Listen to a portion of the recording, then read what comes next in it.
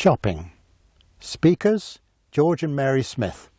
Will you get the car out, George? I'm off to do the shopping now.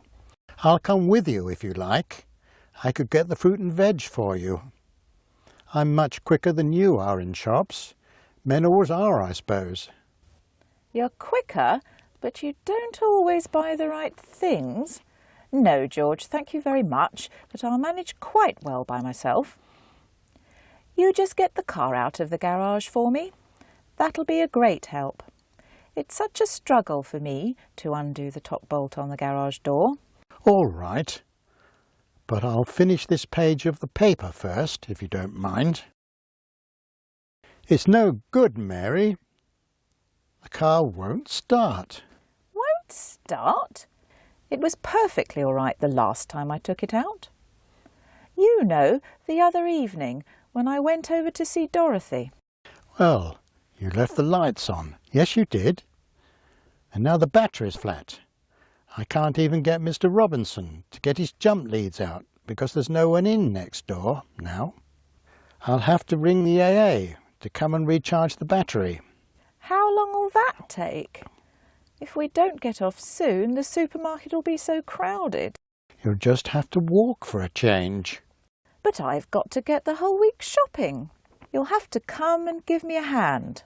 You can take these 2 big baskets, and I'll make do with the smaller one and the shopping bag. Why on earth do you have to buy so much all at once?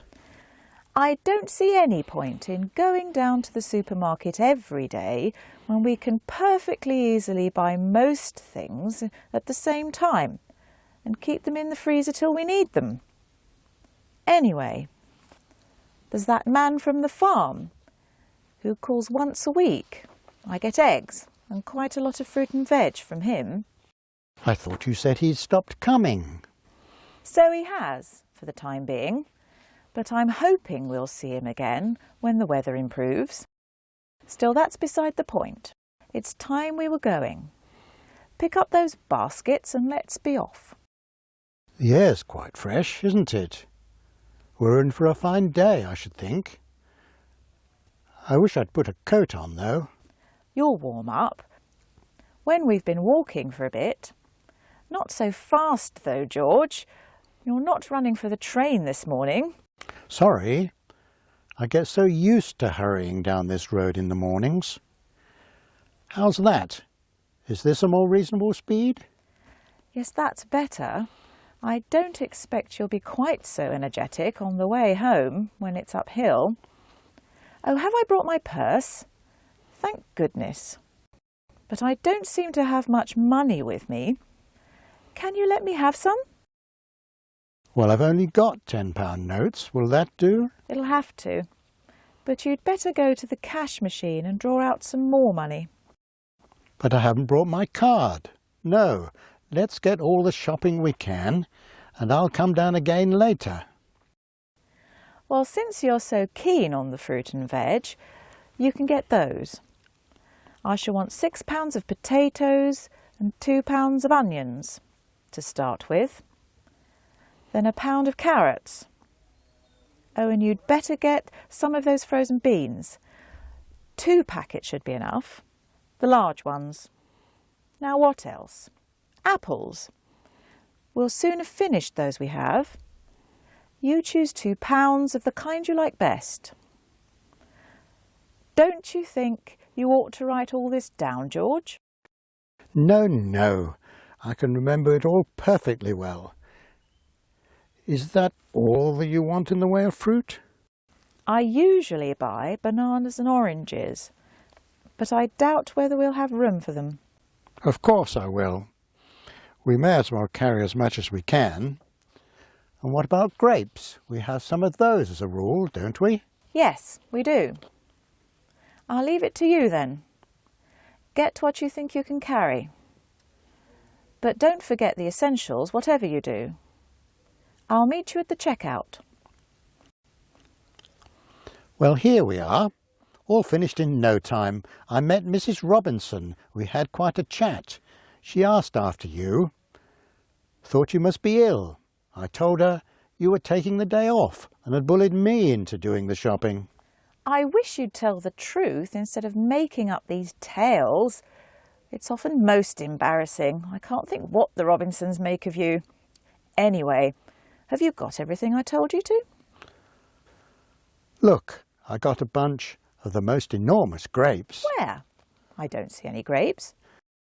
They must be underneath the other things at the bottom of the basket. At the bottom, they'll be crushed. When we put them into a bag, they'll be a sticky mess. What else have you got? Bananas, oranges, oh, and some rather nice pears Mrs. Robinson recommended. Well, Mrs. Robinson doesn't know what she's talking about. I had some of those pears last week. They are overripe inside. And the potatoes? Potatoes? I knew there was something else. But there won't be enough room in any case. We need them for lunch. So it's just as well that you are coming down again. You can get the potatoes then. You'll be able to buy some washing powder and 1 or 2 other things I haven't room for. But let's hurry home now. These baskets are heavy. You were quite right.